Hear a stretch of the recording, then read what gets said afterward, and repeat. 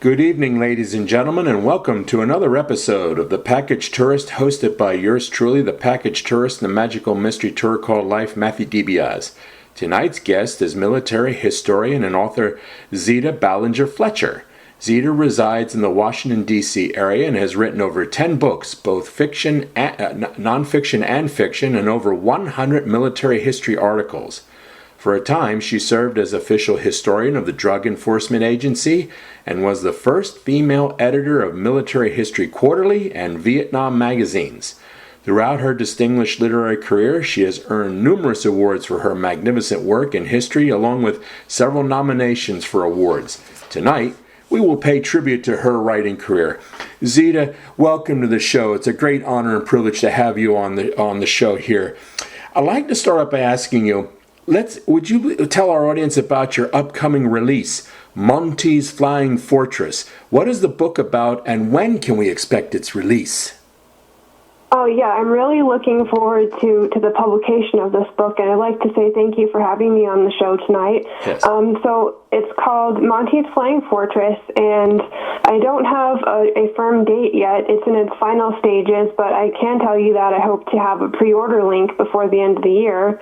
The book focuses on Montgomery and his U.S. airmen who flew him in a B-17 Flying Fortress that he actually won in a bet from Eisenhower and Eisenhower's chief of staff, Beadle Smith. And so it's a really interesting story, and I got to dive into the personal histories of the air crews and how they liked Montgomery, how they got on with him, and their adventures together. Okay, let's elaborate more. What was this bet all about? I mean, how did it come about? What was the nature of the bet? Well, Montgomery was a big fan of the Flying Fortress. At the time, the B-17 really represented the most cutting-edge aviation technology. It was a very American plane. It had tremendous firepower, and Monty just thought that it was really the best plane out there. And at the time, the Germans were shooting down a lot of British officers who they didn't really have anything comparable to a B-17.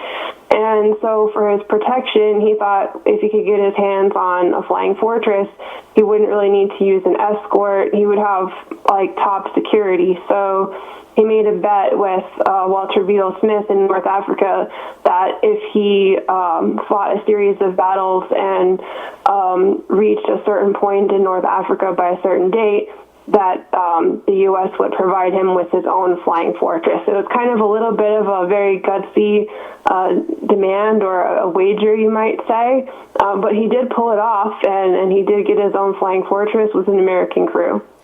Now, is it true that when he got the plane, it caused consternation among the American generals? Is that true or false?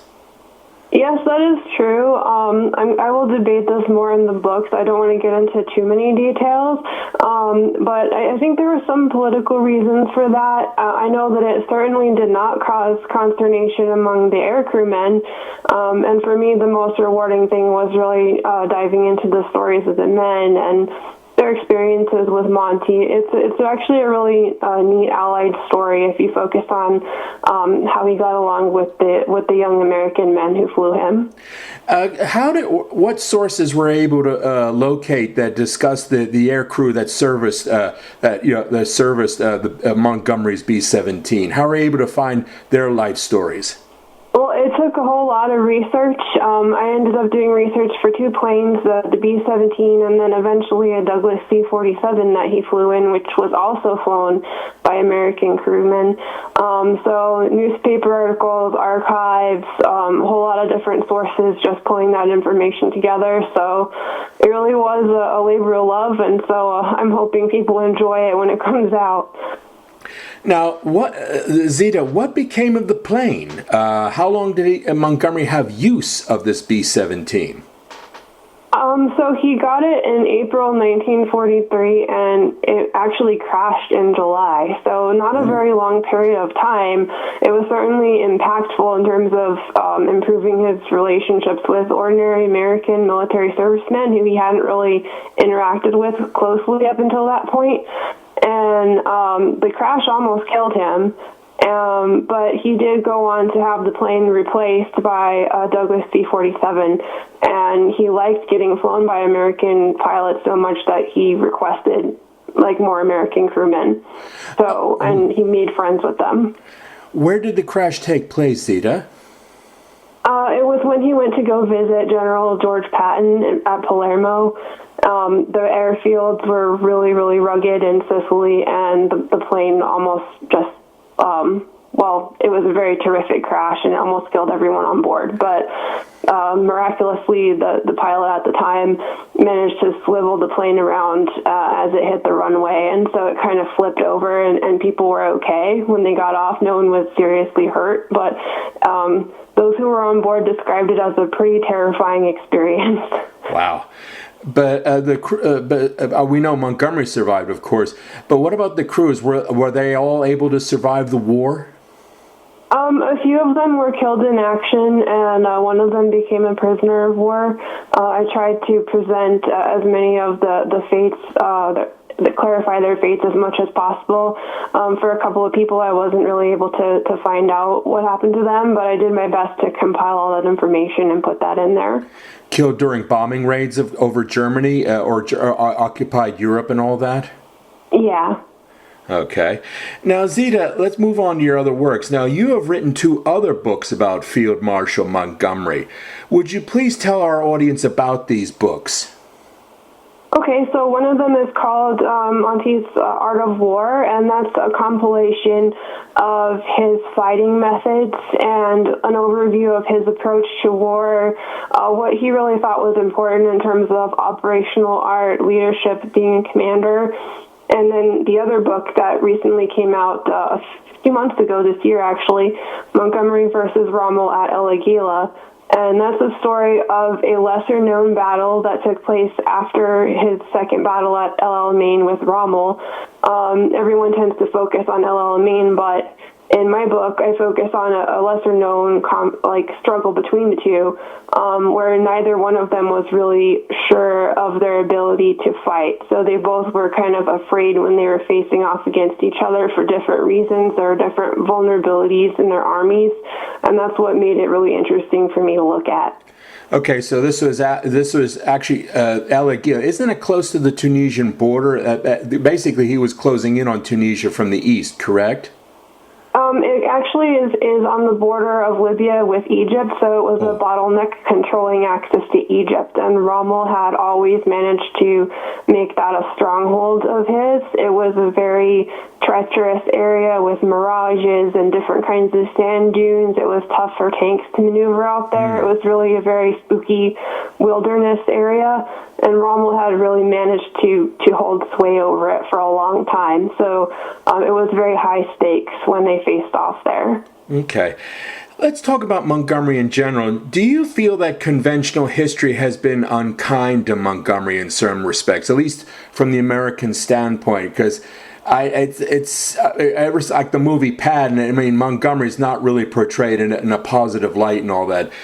What are your opinions on that question about how Montgomery is viewed? I definitely think history's been unkind to him.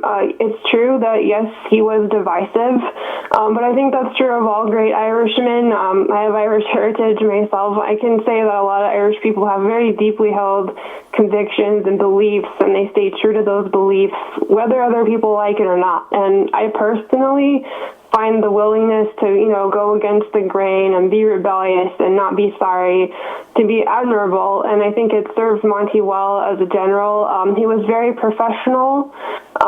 He was very good at working with different kinds of people. He was actually a different communicator, or a gifted communicator rather. And he really got to know his men really well, and I'm definitely in the camp of people who really love Monty. So I do think that a lot of that flack he gets is undeserved. Okay.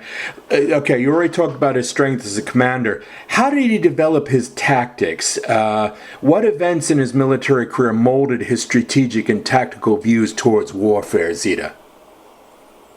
I think that his greatest strength was actually his great fighting spirit. He really enjoyed fighting. He was very aggressive. But as I said, he was also very professional and thorough and methodical. He transformed from a very brash young man who was, fiercely athletic, a brawler, used to get in fights with people. He really learned how to channel that energy with self-control and put a whole lot of thought into mastering his profession and mastering command and control. And that's something he did an excellent job of. He was really influenced by the bad conditions that he witnessed during the First World War, and he did everything that he could to learn how to motivate his soldiers, not treat them like they were cannon fodder, and really put a lot of thought and effort into being the best warrior he could be. And so I think that effort to be the best and be methodical really served him well. So in terms of his relationship with the frontline troops, I mean, that's a thing, like MacArthur's frontline troops never really cared for him that much, whereas Eisenhower was beloved. So in terms of the relationship with the front line, the fighters, did he have did they respect and revere him, the fighters? Oh, definitely. He used to go out and tour the front lines and pass out magazines and cigarettes to the frontline men. He was very good at joking around with them. He always considered himself an infantryman. I think one of the main differences between him and Rommel is that he would always take time apart to be a general and to do his thinking and to hold himself to a little bit of a higher standard. I mean, he was really passionate about the infantry, but he didn't get into the trenches and start, digging holes or doing some of their work. And Rommel liked to do that. Rommel was extremely hands-on, but Monty knew that he had different kinds of responsibilities, so he was able to rally the troops and relate to them without taking on too much extra work. Okay. Now, when Montgomery developed battle plans, did he allow and get great input from his staff in terms of tactics or strategy, or did everything emanate from Montgomery himself and his staff served merely as facilitators? I think it was a little bit of a mix. I will say that he was a very bossy guy, very bossy indeed, as you might expect from a general and a field marshal. So he was definitely in charge, but he was open to ideas and suggestions from his staff. He wanted people to just be, ruthlessly honest if they thought that he had a bad idea. He would ask his staff for opinions, and that actually surprised some people around him. And I do talk about that a little bit in the Flying Fortress book. He liked people to be forthright with him, and he was receptive to ideas from other people and also criticisms from other people, which you might not expect, given the unfair reputation that he's been given. But he was actually pretty open to criticism and open to adapting his plans as he needed to. Among his staff members, did anyone ever serve as an official devil's advocate in that sense, in that capacity? Sometimes he would ping ideas off some of his young liaison officers who he used to have go back and forth to the frontline units and tell him what was going on. He would sometimes ask those young men, hey, is this a terrible idea? And he expected them to be honest. He wanted to know what was going on out around him and not be insulated and know what, in view of their experience, what they thought. I think that helped actually improve his skills and made him a better commander. Okay. Was Montgomery someone you either loved or hated, that there was no in-between? Is that an accurate analogy when people perceived him? It's true that he could be difficult, but I think that's true of all generals. I think that generals have to be a little bit difficult. Some people love him, some people hate him. I'm definitely among his fans.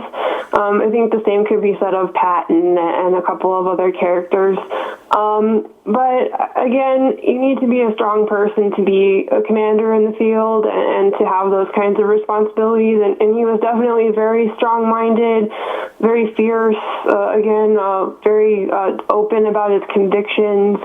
And I think sometimes that openness rubbed people the wrong way, but he was never afraid to be honest, never afraid to just say what he thought about things. I personally think that that's a good thing. But I understand why some people dislike him, but I find those qualities, the stubbornness, the rebelliousness, I think that's an admirable thing in how it came off in Montgomery. So that's just my opinion, though. Was there a real genuine rivalry between him and Patton, or was that overblown? Or was that media hype? What was the real relationship between him and Patton? Now, I do take a deep dive into this in the Flying Fortress book, with a lot of details that might surprise people. I think it was a bit overblown. I will say that Patton did have a lot of I would say jealousy, just resentment.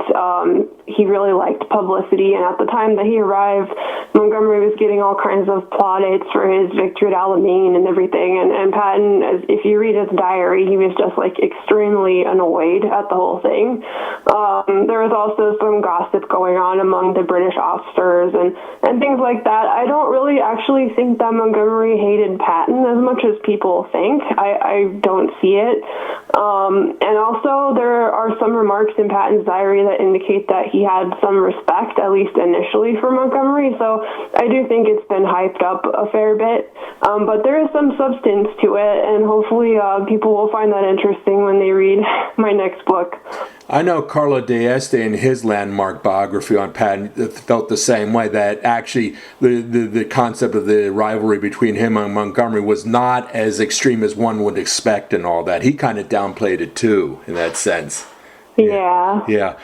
Now, Zita, you also wrote books under your pen name Zita Steele about German Field Marshal Erwin Rommel as a photographer. Now, when examining his photos, you read multiple books about it. What are your impressions of Rommel as a photographer?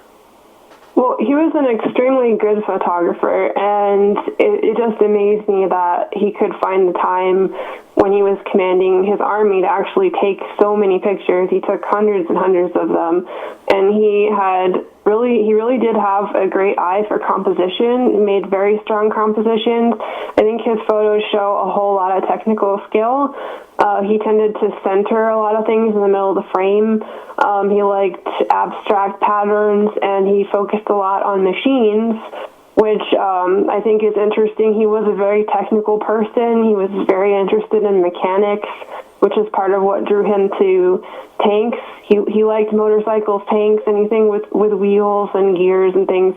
And you can really see that in the photography that he took. I do get into some other patterns in the first volume of my Erwin Rommel photographer series. That's volume 1.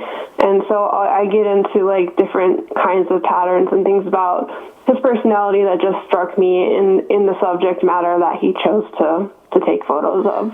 Isn't it true that his photographic collection belongs to the National Archives? Is that true? Yes, so it was actually confiscated from his home by American GIs at the end of the war, and it ended up in the archives. It's really amazing just to go and look at all those photos. It's just really seeing it from right then, from the end of the war, and a lot of them will have his handwriting still on the back. So it's really interesting to look at them. I've seen samples myself. They're quite impressive. I mean, I remember when there's this one book. I think there's one of a dead British soldier, and it said Rommel took great pains to get special focusing of that dead British soldier with a tin helmet over his head. I personally didn't locate any photographs of corpses myself, but I did find a lot of wreckage in different towns, and I think some of the most impressive ones to me were the action photos. It kind of shows how daring he was. He took photos of artillery firing, right up front with the tanks moving and shooting. Of explosions going off at pretty close range. So you really do get a very vibrant, violent sense of the battle as it was actually happening around him in different areas. What do you think the photos reveal about Rommel the man? Like I said, I get into those themes in volume 1 of my series, but I do think they show how technical he was. Different things he was interested in. He was definitely interested in nature. There's a whole lot of nature pictures that he took, which might surprise people. And also his daring, the way that he was willing to get out in front with a camera and take those pictures while he was supposed to be commanding troops. I think that says a lot about his personality, his willingness to get out and take risks and do things where other commanders might not have done that. Zita, let's talk about yourself. Where did you go to high school and then later college and grad school? High school was pretty uneventful for me, not really worth talking about, but I will say that I grew up between California and New Mexico with my time divided between those places, so did a lot of swimming, going to the beach, but also got to do some outdoor things in the Southwest, like horseback riding, fishing, exploring the Southwest, different forts and places like that. College, I went to college at the USF Honors College, that's the University of South Florida in Tampa, and that was just a wonderful experience. I absolutely love going to school there. I love Florida, love the East Coast. It was great, absolutely fantastic. And so I actually got my master's from the University of Birmingham in the UK through distance learning, and I really would highly recommend that program to anybody who's interested in military history, because you can really get into all aspects of war, the experience of war for soldiers, tactics, operational art, things like that, and the professors are just great. So lots of good educational experiences there. So you went to Birmingham, England for your graduate school, or did you do this online? I did that by distance learning. Okay. I have been to England. I've been there. It's very nice. But my program was through distance learning. Okay. Zita, what led you to pursue military history? Okay, I mean, I'm a military history buff myself. What led you to pursue it? I've always loved soldiers, just loved hearing stories of soldiers about their courage and also their sense of humor, their adventures, and I love history. So put those two things together and you get military history. I really enjoy studying commanders because I believe that leadership is worth being studied today, and military history has a lot of lessons, that are relevant to all different kinds of things in life. Some people think it's a little bit overhyped to study commanders, but I don't. I think leadership's an important thing, and there's a lot of stuff that you can get out of military history. So that's personally why I'm enthusiastic about it. And you can also learn how people overcame challenges. There's just a whole lot of humanity in war, and stories of a lot of good people. And I like learning about those stories and sharing those. Zita, whenever I interview an author, I always love to ask this standard question. Who were your favorite authors when you were growing up? And of those favorite authors, did any of them light the spark inside you to become a writer or perhaps influence your writing style? I like a whole lot of books, different kinds of books. I studied the classics, so I very much enjoyed reading some ancient Roman authors, actually, like Tacitus and Livy.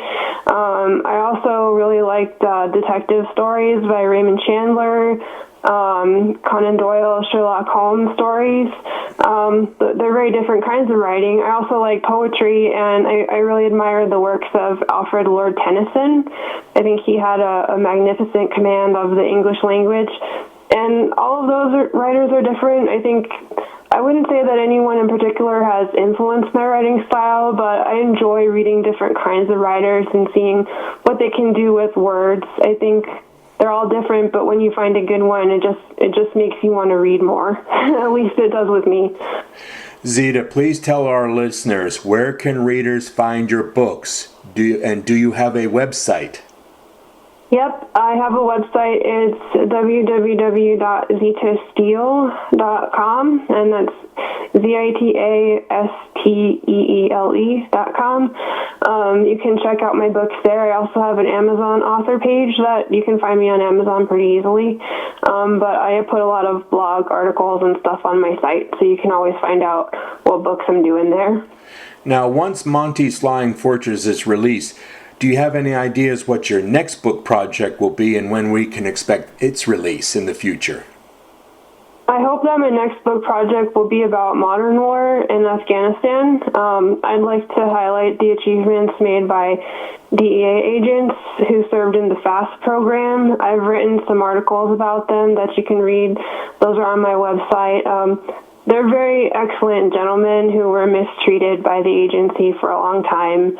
And I think that they've earned a place in history because they actually changed history without most people knowing anything about it.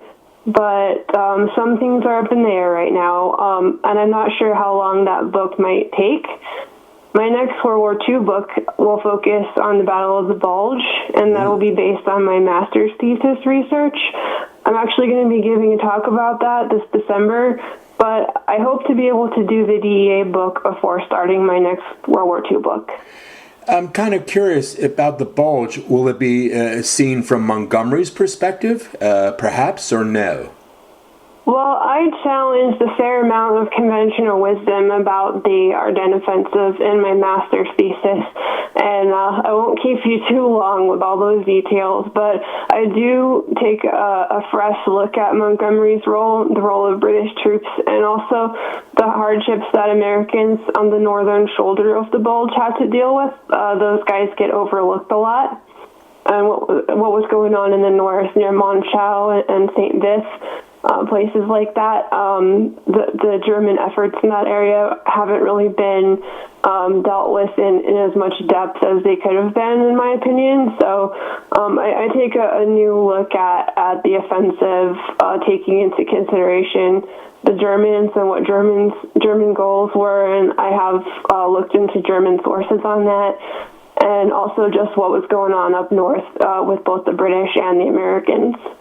Zita, I want to thank you very much for appearing on the show, and please let me know when your future releases come out. I want you on my show again. Well, definitely. Thank you so much for having me. It's been wonderful. Thank you. And it's a great honor. You take care. Thank you. Okay, bye-bye. Bye. Stay tuned, ladies and gentlemen, for next week's show where I will be interviewing football author Joe Zagorski. Thank you and good night.